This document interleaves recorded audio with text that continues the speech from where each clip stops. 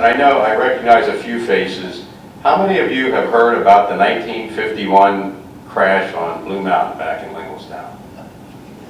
All right, a few of you. I mean, I grew up in the area my whole life, heard nothing of this until about 3 years ago. And Mr. Marlon Pottinger showed up at one of our civic association meetings with a box of parts. And he started to tell us about this plane crash. He wasn't even sure what year it was, 51, 52. And being the history geek that I am, it was like, whoa, this happened and I've never heard of this. So it set me off on a mission to try to figure out, one, verifies Marlon telling me the truth, and found out he was. So what we've done is pull together a presentation here, and Dave and I are going to tag team it. It'll become painfully obvious this wasn't rehearsed. Let me give you the background. This happened on a Sunday, April 22nd, 1951, a very foggy, rainy day, as I've heard and as the accounts have indicated. About 3 o'clock, 3:05 in the afternoon. Involved a B-26 bomber with the Ohio Air National Guard. They crashed on Blue Mountain back behind Linglestown, and unfortunately 3 Ohio Guardsmen died that day. So you know what they were doing, they were on a training flight. This just blows my mind. They were part of something called the Tow Target Squadron out of Columbus, Ohio. And they were on their way to a training flight to Newcastle, Delaware. That's where they were headed. Anyone know what a Tow Target Squadron does? These guys tow targets in the air while guys on the ground are shooting at them. Can you imagine? I mean, just that job alone gives me that. Really. But that was their mission on the way to Newcastle. They were actually following, there was actually another Ohio National Guard plane 20 minutes in front of them. They were following another plane. Flew directly over Linglestown. The eyewitness accounts are at about 500 feet, which is pretty low. Never made radio contact with, at that point it was Olmsted Air Force Base down in Middletown, the old what's now Harrisburg International Airport, used to be the Olmsted Air Force Base. Never made radio contact, so just plug that away, that thought, when Dave gets up here. And it was reportedly trying to gain altitude and turn to the left, to the west, when it crashed. We actually got our hands, Dave did, got his hands on the actual official accident investigation report. And in that report was a handwritten diagram by one of the eyewitnesses. And I think, Dave, if you want to read that, I think it will explain to you and just give you an orientation. Now this would be from Harry Ewing. I don't know if that brings back memories of the name. At approximately 3 p.m. Eastern Standard Time on Sunday, April 21st, 1951, I was on the porch of my home, which is marked by A, which is located 2 miles west of Linglestown Square on Route 39. The sound of a fast, low-flying plane at point Y on diagram and I, some of this is tough to read, and I would guess the altitude at 700 or 800 feet. It was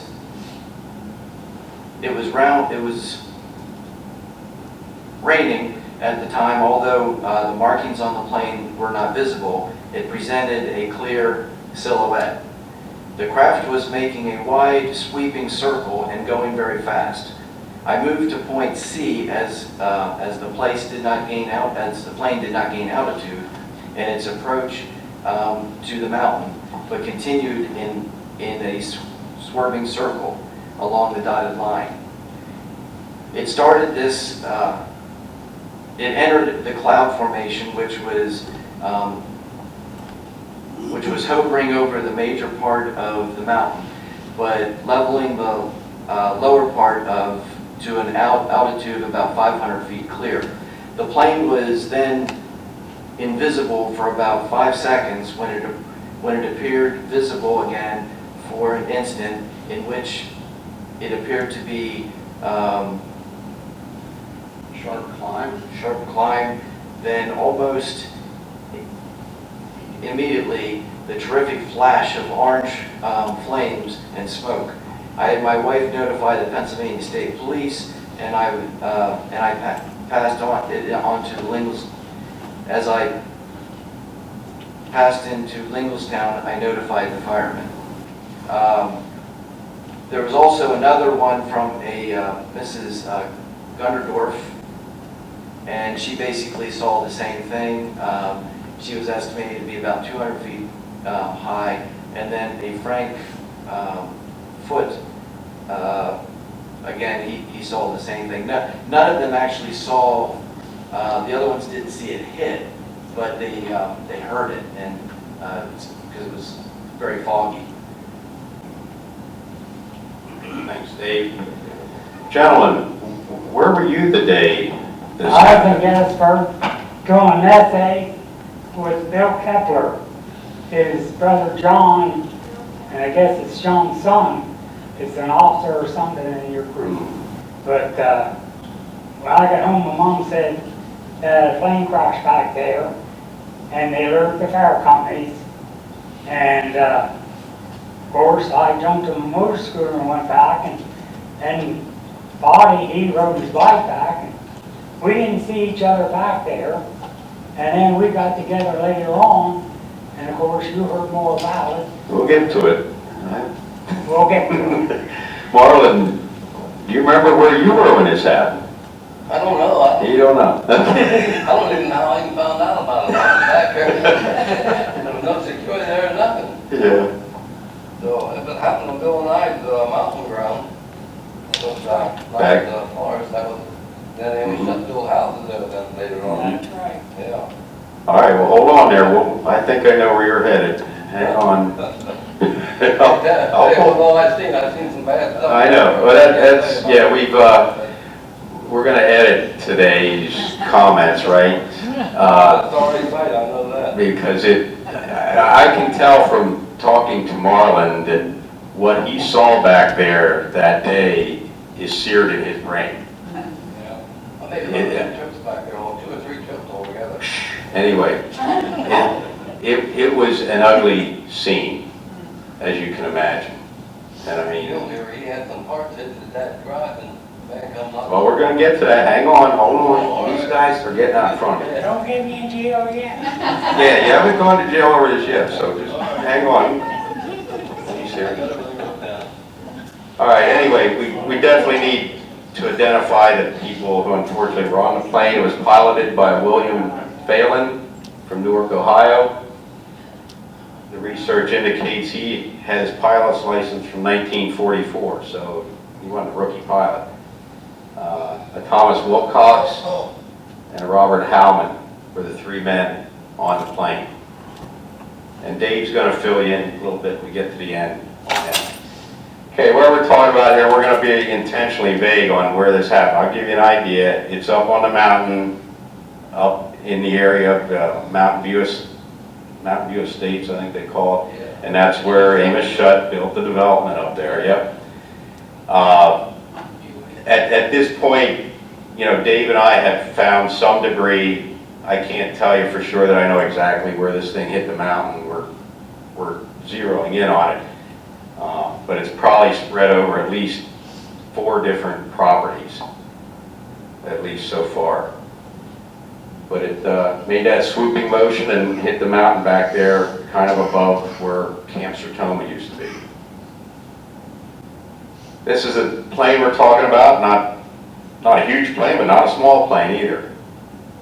And we can tell by some of the debris that we've located, it was green like this. Was able to find the newspaper article from the Patriot News when it hit the front page, and that provided a lot of detail that I'll quote from here later today.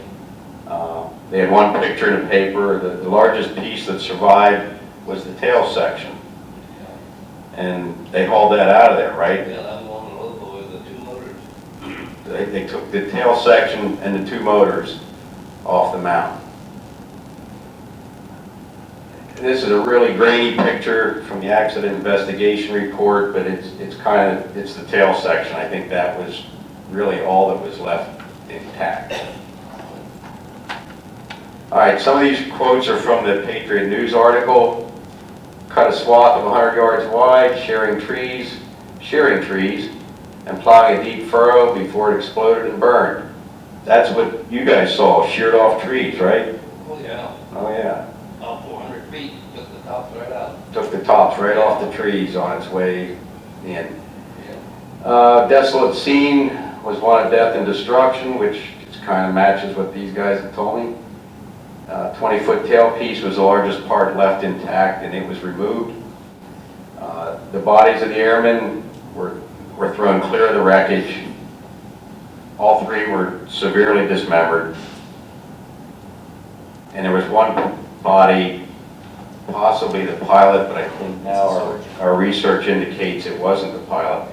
But there was one body still strapped in its seat. But it was an ugly scene. I don't even know that I can imagine it. You know, some people saw it happen, as Dave has recounted here tonight. Somebody heard the plane coming in from the south, only about 500 feet from the ground, going at full speed. Saw a glimpse as the pilot was trying to gain altitude fast. We saw a flash and flame seem to shoot down the mountain and then up in the air, followed by smoke. And the Stammel's family, their farm is what is Blue Meadows Farm today. That was Stammel's farm. So it flew right over what is Blue Meadows. I always get the S on the wrong word. It's Blue Meadows Farm. That big was, like, was right next to it. He was outside, he heard the crash. Heard it? That big. Ed Jacobs is his right name. Yeah, Ed Jacobs. Okay. Old Linglestown, Oh, the old Thomas Lingle play. Oh, okay. All right, you know, some witnesses to the crash scene still live in the area. Both our gentlemen were not up there, as I recall, the day of the crash. You were up there the days following the crash. Is that correct? I was up there. How many times were you up there, Rich? I think I was right after it happened. Who knows? You were up there the day it happened? Yeah, I was good rock. And you thought, they each thought they were the only ones there. They didn't realize. I didn't bring any. Oh, you gotta hold your mic up. Hold your mic up so they can hear. I didn't bring any super in there was on, but I got half a bushel of parts somebody else had got. Yeah, we're gonna hit that here, Eddie man. George's barn there in Linglestown. So My neighbor. I stand corrected. You guys were there the day of the crash. George and, We were there when they took the motors out, the hail and everything. We didn't see each other. We thought we were the only people there. I don't know how we missed each other. well, he had a pistol at his place. They come knocking on the door and took a pistol. Well, hang on. Now we're gonna get to that Eddie too. George, he took a call. There's a lot to the story. You know, and I learned something tonight. Joe mentioned the township did not have a police department until 1955, I think he said. So there would have been no Lower Paxton Township police responding to this. The only response was the state police and then the fire company They had a constable. and a constable. They used their own cars too. Yeah. And supposedly they located the wreck by following a flaming trail of fire that was coming down the mountain. And how did they access the crash scene? What? How did they get to the crash scene? Was it? Hold your mouth. It was Walden Road. Yeah, when I got to the middle of the property, on my nice property. I had Walden Road up there. Yeah. And like I said, I was told to Bud Thurman drove the fire truck back, which I don't know what, all I know the fire truck was there. Thank you. The fire truck was there when I got there. I don't know what that time, being young, we didn't wear watches. We looked at the sun and we guessed what, it's 2 o'clock, 3 o'clock. All times we were wrong. No, like Marlon said, we were nosy. We lived back in the mountains at that time. We had nothing else to do, no TV, no movies, but Harrisburg. And we knew the mountain just as good as, probably, I know the whole Paxton Township. I don't know it at all, I was born and raised here. But, I've been here since I was a big old. yeah. Two old timers here. The fire wasn't a flaming fire, it was hot spots. And they were going around putting hot spots out. And I remember, do you remember anything? Yeah, the motor playing out over the hill there. Yeah, It was still smoking when I got back Well, that's there. what I'm saying, it wasn't, he said a flaming, to get a fire up to the plane, it wasn't. It was just, like I said, the limbs are knocked off, and it had to be a heck of an explosion to me, because I never seen anything like that. Yeah. And you can get it, start talking anytime too, you know. Well, here, I'll give some Marlon speaking parts here. And what he, I got a list. okay, what he was getting at, I was back there on Monday. Well, it was Sunday, but I was back Monday. And I seen this canvas, sheep line, like I had old Harley Davidson motorcycle hat. And it had the here for your hearing and stuff.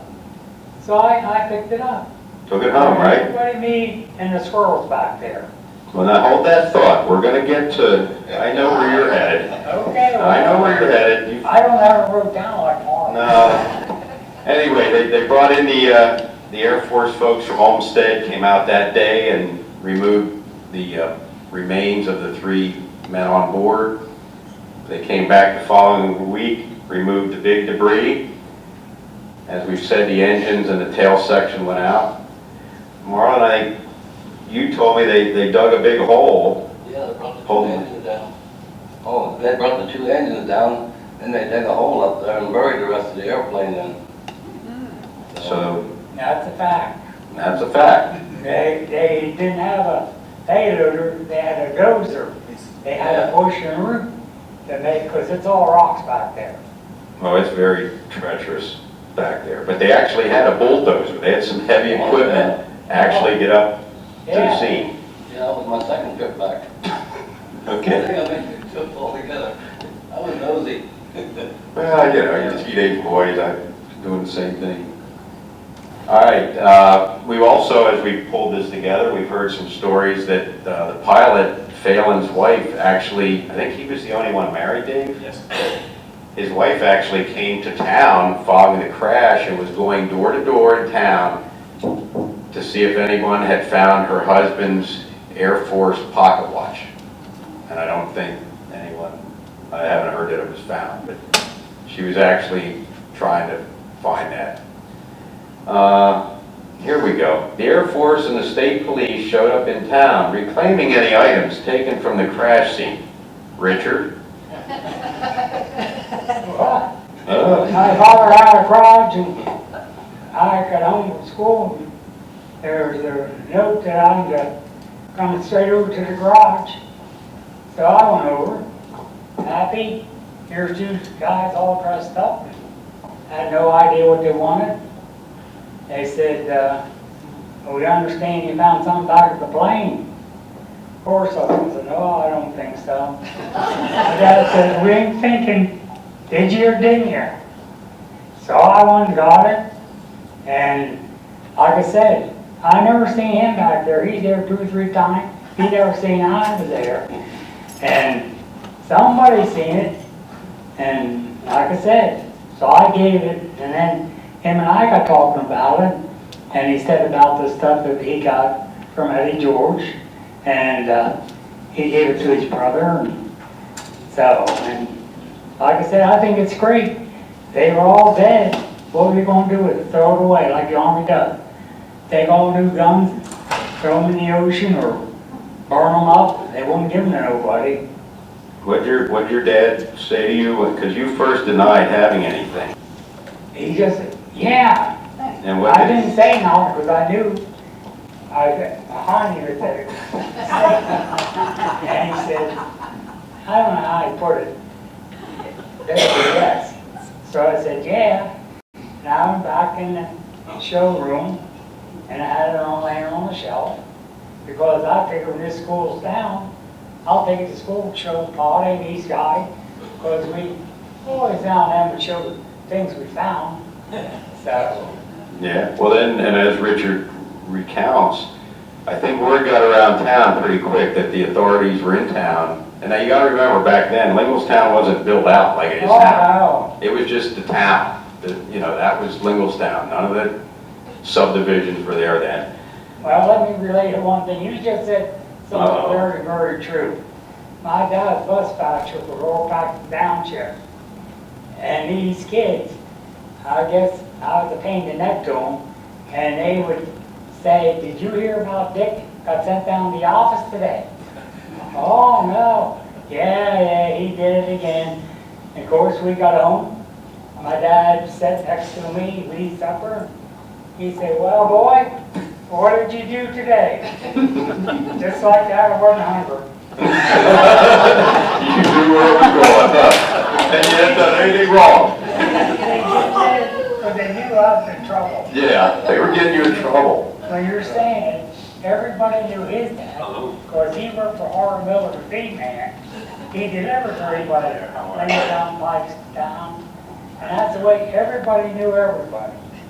So I think, piecing this together, I think word got around town, the authorities are here looking for anything. Somebody had a collection that they stowed away in a barn in Linglestown. I think it stayed there for 50 years or Right so. next to the handy market there. I wasn't gonna reveal where it was, okay? Do that. Or the name, but that's out of the bag too. But Marlon was asked, to clean out a property, they were getting ready to sell it, and I think somebody mentioned to him, hey, there's a box of old plane parts Yeah. back in that barn. And sure enough, there they were. There was still in that barn too. How would you not get into that? Okay. There's more ones still in it. I think, we don't have Linglestown swords here today. Okay, so, 67 years later, you see it? You don't. I'll tell you, you can be as skilled a woodsman as you are, you will walk right over this site. The mountain has totally absorbed whatever was there, all the trees are regrown. There's nothing physical really to see. There is one spot, and my theory is that this might be where they buried the materials, because there's an unusual flat spot on the side of the mountain with a depression in it where water is collecting in it. And I have a feeling that might be where they buried all the debris. And then I think the crash was further up the mountain from this spot. But yeah, there's really, that's what you'll see. You go back there, there's really nothing to see from the crash.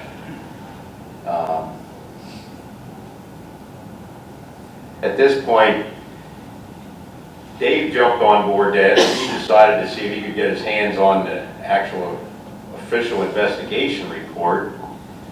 And he found it by way of London, I don't know. So Dave, fill us in on what you found. This airplane was designed as a medium-sized bomber, and every interview that I've read, every story that I've researched over the last 2 weeks, it's a love-hate relationship with this plane. It's not easy to fly. You have to be very skilled with actually training on that plane. And Lieutenant Phelan he had just about 1,900 hours in flying time, which under current regulations would be about 2 years of flying. But most of the training that I found on him was with trainers. He didn't have a whole lot of experience with the B-26. And matter of fact, he needed 10 hours to fly with instruments, and he only had 8.5 hours. Well, when you're looking at only 10 hours, the 85% might not be enough, to do that. And I'm gonna, and the way the wing structure was set is why it made it very difficult to steer. So it wasn't real responsive, and that could have played a big play when it was banking towards the mountain, and then all of a sudden realized where they were, and he wasn't able to pull up. Now, the love part of this is it's extremely fast for a bomber. Matter of fact, he was cleared to fly at 220 miles an hour to at least to the Harrisburg area. So that's that. Now let me give a couple, before I move on, let me give a couple more pieces of information that you need to know about this. B-26 has 3 types of radios on it. And if anybody's here an expert, don't throw anything at me because I did my 2 weeks of studying. In the 3 radios, the one is what's known as a compass radio.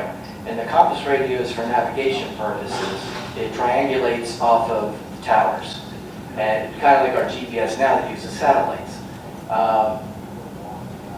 That was set for Harrisburg. And there's no real problem with that. He had a command set. The command set is designed more for him to talk to other planes that he'd be flying with, or even his own crew. It can go to a tower, but it's not that often used for pilot-to-tower communications.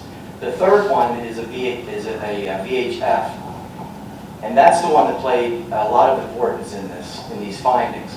The VHF radio, he actually, when he filed his report, said he had an 8-channel radio, and technically he only had a 4-channel radio.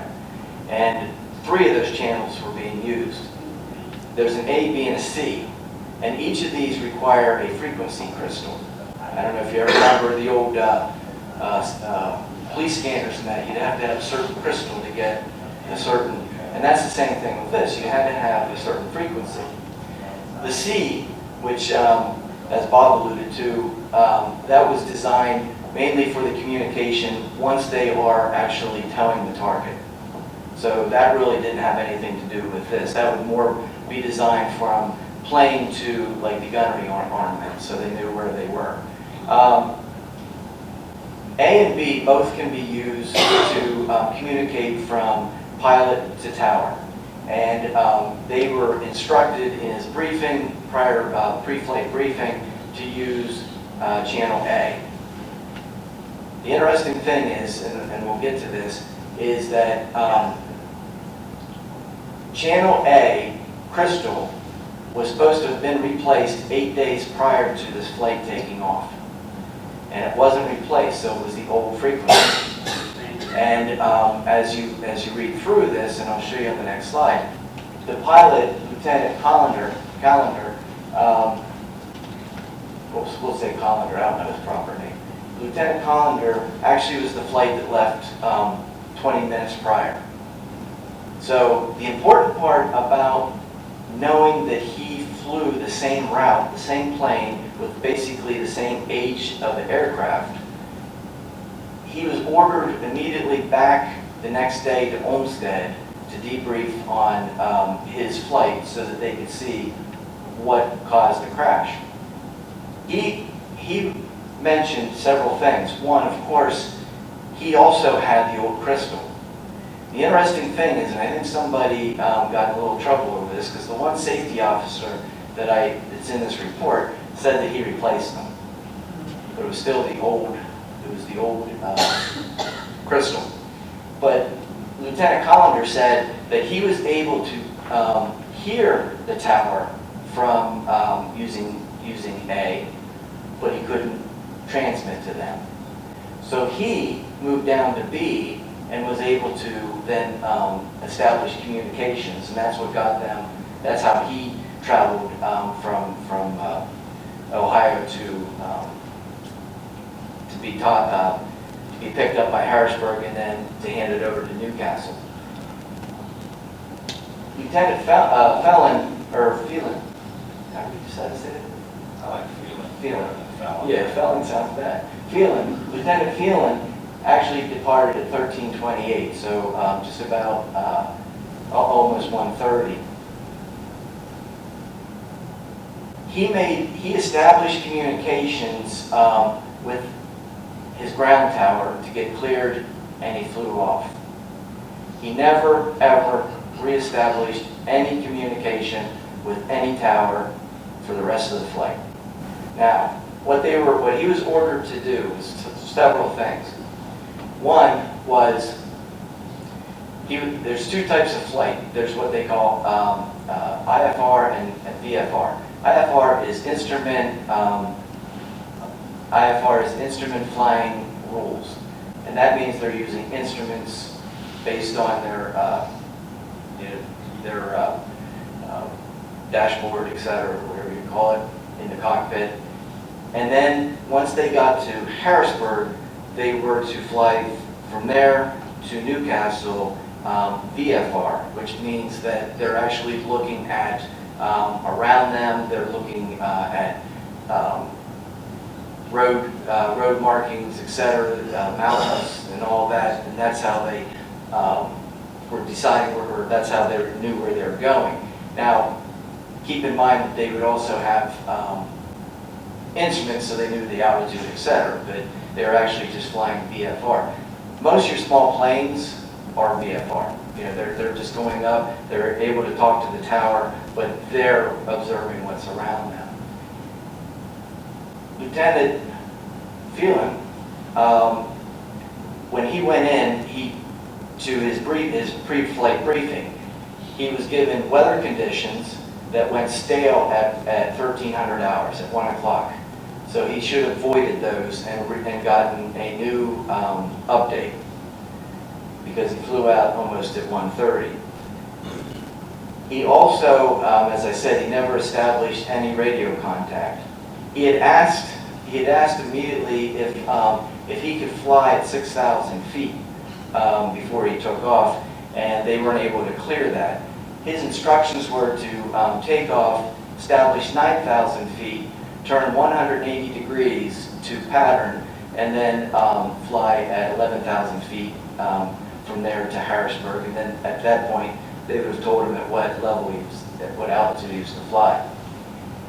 At each of those points, at the 9,000 point and then the 11,000 point, he was supposed to have radioed in and say, you know, I've achieved that, so they knew where he was. He didn't. The contributing factors of this: maintenance error, equipped with the wrong A-channel receiver crystal, which is what I said. These are the actual findings. Now, keep in mind, these are what they're referring to as contributing factors. Radios were not properly maintained. Lieutenant Collingwood said that in his headset, which would have been the command radio, he had heavy static, so he didn't want to use that. That's why he switched it right down to channel B, and at that point he was able to communicate with the towers. It's interesting because all this stuff was supposed to have been bench checked and the new crystals put in, and they weren't. But again, the first pilot knew to switch to channel B because that's his protocol that he came up with. It's interesting on the third point that there was no agreement in the investigation initially between the protocol of what should have been followed in that emergency. You had an investigative board, you had like a ground and a flight board, and none of them could really come to agreement to say this is exactly what he should have done. And the interesting thing is as I'm kind of showing the weaknesses that he didn't follow protocol, I don't know what was going on in that cockpit. You know, we don't know what everything that was going through his mind when he's thinking about this. However, when they recovered his radio sets, they found that the command radio was turned off. The channel A was set for the right frequency, but it wasn't able to provide that frequency. And they knew that, it was actually set at the old frequency, and they knew that that didn't change from the impact because it was too tight. They actually needed a wrench to get into it to check it. And here's another maintenance problem because that should have only been hand tight. Both planes had the same circumstances. However, our flight, the 9503, dropped altitude to achieve the VFR, the visual flying rules.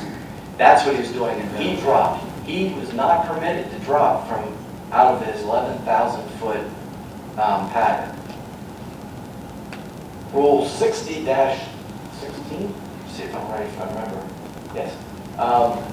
This is what they determined to be the final ruling, is that he violated the Air Force Rule 60-16, descending below minimum altitude and not in a landing pattern. The only time he should have came out of 11,000 feet was if he was coming down for a landing. He didn't know at that point, unless it's a dire emergency, again, this is something we can't figure out, he had no clue what might have been below him when he was dropping. He's not communicating to Olmsted at this point to know if there's any other air traffic. He drops down. Why he's down to 500 feet, I don't know. And then, of course, he decides, he's going into the bank, and as our eyewitnesses and everything showed, I'm pretty sure, because if he would be banking west, I think the left wing is what hit immediately onto the tree line and just ripped that off, and then they augured in. This is what the report looks like, and this is basically what I was just reading to you between the contributing factors and the primary cause. But that's how it's written. And it's really quite amazing because when it first was written, and it went up to the safety board, each of those causes that I mentioned were in. When it came to the actual investigative, to the finality of it, where the general signed off on it, he had those contributing factors backed out. The only thing he kept in it for the primary factor was coming down out of altitude without permission. Found that to be quite interesting. Now, we are dealing with 3 crewmen, military, and Bob brought this up to me. I thought this was a great comment. He and I were sitting around one time just talking about this, and he said, well, you realize that since we became a country, that these were probably the only 3 active military personnel that were killed in Lower Paxton Township. It's amazing. Even though he didn't follow protocol, he's still serving our country. And I'll tell you, I've been researching each of their families because I'm trying to find any type of living person that because what the commission wants to do sometime this year is we want to have a memorial service for them. We didn't get all of our permissions yet, but we're hoping to have it like at Heroes Grove, and I'll get to that in a second. This family reminds me of the Kennedys because it's so sad. This lieutenant died in the wreck. He was the only one that was married. At that point, he had a 5-year-old son and an 8-week-old daughter. The son eventually became a doctor of veterinary medicine and was living down in Florida, in Panama City. He and 5 of his friends went out on a fishing charter, and they were never seen again. All they found was the life raft. I think the wife remarried. Well, I know she remarried, but I don't know if it was her biological son or the son from his marriage. I haven't figured that out yet. But in that case, this other son was killed at 27 years old, whitewater rafting. I mean, this woman, this wife, mother, You know, she's been through a lot. The other headstone that I was able to find was, this is Robert Howman, and he was the sergeant. And on this, I'm going to read to you what's in the middle, because I think it's very, to show you what service these three did, because each of these soldiers also served in World War II. He's buried with his mother and his father. And I just found out today, I think it was, that there might have been other siblings, so I'm going to try to find.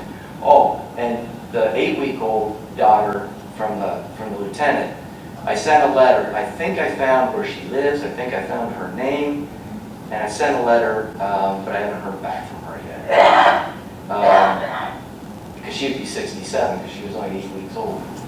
What this says is, in loving memory of our son, Technical Sergeant Robert William Howman, joined the Merchant Marine at age 16, served World War II, 1944 to 1945, enlisted into the Air Force January 1946, member of the 202nd Tow Target Squad of highly skilled technicians, born February 7, 1928, West Salem, Ohio, killed April 22, 1951, in a crash of a B-26 bomber, Blue Mountain, near Harrisburg, Pennsylvania.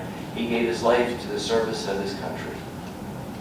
We have, back on the table, we have a flag that we purchased and had the Ohio Capitol fly it on April 22nd of this year. That was the 67th anniversary, so that was just 2 weeks ago. And the flag, like I said, the flag is back there with the certificate. We also are working right now with Governor Kasich's office, and they are writing us a proclamation in honor of these three soldiers. The other part that we're working on, just recently, 2 days ago, I sent a letter, or I sent an email to the public relations officer at Rickenbacker Airport, which was renamed after, that's what they renamed it, from Lockbourne Air Force Base, which was the original origination point of the plane. And I'm trying to see whether or not they can give us any background. The 202 is no longer there. In part of the document, it said that it was sent to, that they were reassigned to Mitchell Air Force Base in New York. But I'm trying to see if they can give us some information, and if they can also possibly attend if we have a memorial service. That's the flag picture. That's not the flag, but that's what it looks like for Ohio. And that pretty much ends my part, and we'll be glad to take some questions. Yeah. I want to shortchange my guest speakers. Was there anything you wanted to add? Some bad stuff on there. That's what I'm afraid of. Well, you got names here. Marlon tells me he remembers this like it was yesterday. 67 years ago. Yeah, I still picture it on It's, mine. it's right there. Dug a hole. I think we hit. They sewed the cushion out. Oh yeah, what was this about? Who threw a cushion out of the window? Only Pat Jacobs in there. Oh, when they combined Pat Jacobs, he was standing out there, and they threw the cushion out the window of the Pat. And he kept in his Buick all those years. The cushion had a handle on each side in case it was playing down in the water, it would float. He used it in a Oh, car. I've used that for years, that old Buick, 50 Buick. Right. Yeah. He was standing out there, they posted out the window to him. All right. No, I think we've I hit don't write too everything. good, do I, Bob? What's that? Can you make it out? I don't write too good. I still read cursive, unlike most kids today. I can make it out. I'm not gonna some of the names, but yeah, I think we hit everything there, Marlon. No matter whether they were flying with instruments or they were flying visual, their altimeter should have told them that they were so low. And we don't hear anything about the altimeter, and altimeters were Yeah. very accurate at that time. Oh, I So think they should have known that they were far below where they were supposed to be, just from the reading of the altimeter. I'm positive they knew exactly what altitude they were at, but what they didn't know was the mountains right there. Yeah, I think, They were coming out of the fog bank. Well, but then they had radar that should have shown there was something. Planes. Not that. not that, no. Aha. So I And think, yeah, also, remember, these are Ohio boys yeah. who are not used to mountains popping up. Right, Columbus is pretty flat, so that's, I mean, reading some of these eyewitness things, it crossed my mind that it was foggy. They got to Harrisburg where they were supposed to drop down, and so he kind of knew about where he was in Harrisburg. It was time to get down and fly visually, but it was so foggy, he couldn't establish any landmarks. And my theory is he had to get down to 500 feet to try to figure out where he was. And by then, not knowing that there was a mountain coming, because the reports say the fog covered the top of the mountain. So I don't know what it looked like from up there, but I'm, in my own mind, theorizing maybe he didn't realize the clouds were hiding the mountain. Maybe he thought he was high enough to get over, I don't know. But I think he realized pretty late in the game that he was in trouble because he tried to turn and climb and in a plane that wasn't very maneuverable.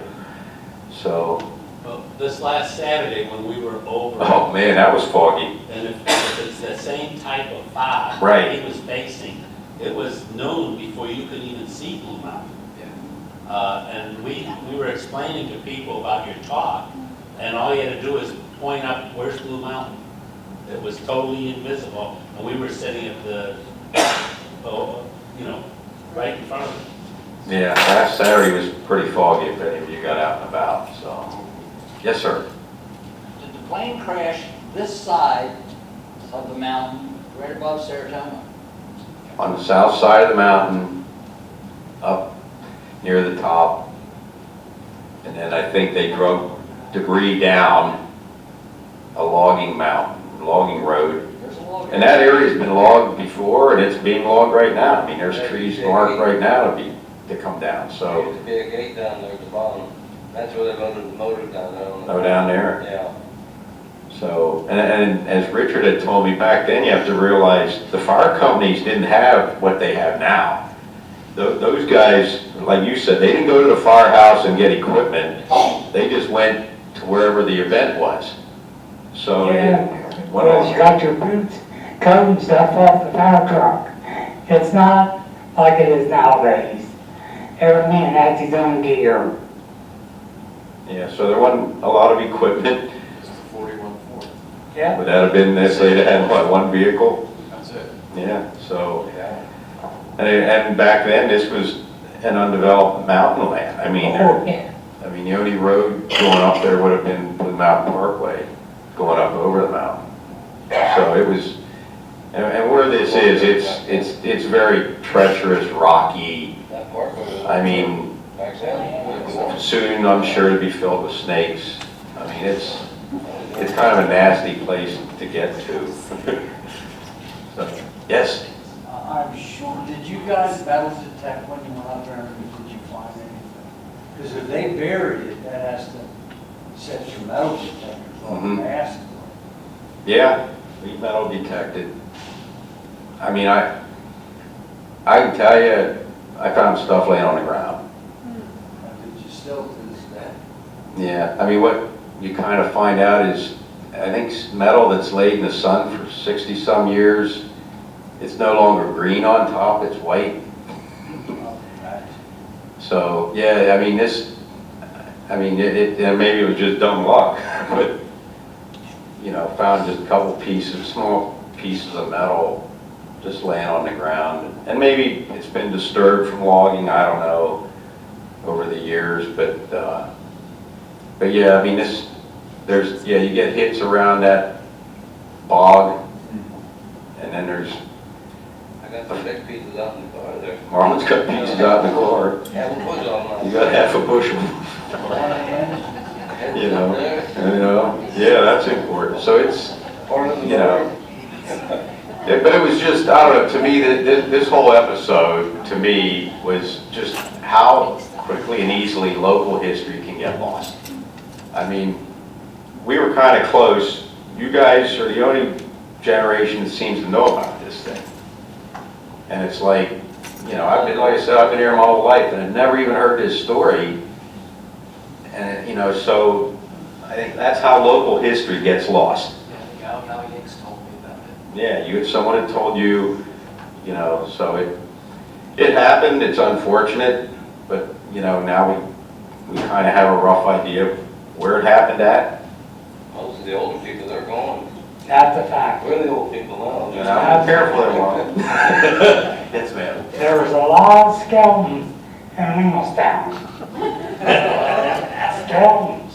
Oh, yeah. They handled their problems. It didn't go out of Linglestown. Okay. That's all I'm gonna say. Okay, that's good. Yes, ma'am. I don't know if this is way out somewhere else, but do they do autopsies on them? The autopsy reports are in that 80-page, and I'll tell you, it's not anything you really want to read. No, I just wondered if there might have been a physical cause. Yeah, I mean, yeah, they're all in perfect, well, Yeah. they had left, they were all in shape, I mean, but they were very torn up. yeah, I mean, I can only imagine flying into a bunch of trees like that, at that speed, in something made of aluminum. Something like this. Yeah, I see that. I think it just probably shredded as it came down, you know, and then the reports are the engines made 2 deep, like gullies in the side of the mountain, which is amazing when you see how rocky it is up there, Yeah. that you could even move anything around. No, with the dozer blade, they couldn't do a whole lot. They were just trying to get dirt together to get rid of what they weren't taking out. Yeah, right near that little bog area is an area, it's so dense of rock. You're literally walking on rocks. Trees don't even grow in it. And I think that's where they scraped, like you said, I mean, it's very rocky up there. I think they scraped the rock off to try to create an area to bury this material. But it's a pretty remote spot to try to get to back then. Anybody else have anything else that we could? Yes, sir. Just out of curiosity, David, on the records that you were reading, was there any indication there was any communication between the 2 planes Yeah. during that period? So there's no communication with any towers or the other plane No. that they were flying? Yeah. The report goes right down the line and it lists every airport that he should have checked in with Yeah, and and didn't. they were actually, they were handing off to each other, and they were checking like every so many minutes, trying to get from tower to pilot communications, and they were never able to establish. Now, like I said, the command set was turned off, but even if he was on A, he should have been able to, because he can hear them, he just can't communicate to them. And he should have had enough experience to know, just like the other lieutenant, to switch it down to B to see if that was working. And now the one thing that I will say, the National Guard didn't get the best of equipment. They got the leftovers. The active military still had the best. So the maintenance itself wasn't real great. Plus, if it's going to be shot at, they probably, there's a whole lot of things we can sit up at night and think maybe happened. But I really don't know why he didn't establish. Because on the ground, when they changed it, when he was talking to ground control ready to take off, he responded 4 or 5 different times with Roger that, that he understood, what altitudes, what direction, and, just a rehash of what he would have been on pre-flight briefing. And he said roger that on each one of those, and that was it. So yeah, basically the guy flew for an hour and a half without making contact with any control towers. He gets to where he thinks he's supposed to drop down and fly visually, except it's foggy here. And I assume he drops down until he can see something. Unfortunately, he was pretty close to a mountain when he did. So, yeah, kind of a number of errors, I guess. Probably these things go that way. There's probably different things could have been done differently. But yeah, and your point, you wonder about the quality of the equipment. You know, I mean, these were probably World War II bombers that got handed down. So, who knows? I cleaned out an old garage in town there. You ought to seen the antique stuff, government stuff was in there, electronic stuff. You got Oh, you'll have to back show in me. the 40s and 50s, yeah. Don't tell anybody. Let's go look at it. Junkyard, I mean, that was some real antique stuff in there. They should have saved some of that probably. Marlon? That wasn't nothing like that today. No. If you want to find it, Marlon's got it. Him and his brother. Any other questions? If not, I just wanted to thank Richard and Marlon for coming in and sharing with us what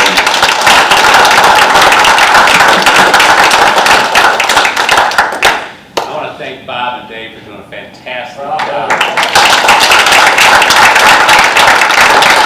They've been working on this since they went up to the mountain in mud boots and dredged through it. And I think they brought us a lot of information we've never had before. One of the things we've talked about and they touched on is we want to do something for these 3 servicemen. And so we're going to make it a goal by Veterans Day to have a celebration and to honor them and have some sort of plaque or memorial to them. Because just like they said, they're the first 3 military people that died in Lower Paxton Township. And it's our duty to honor them.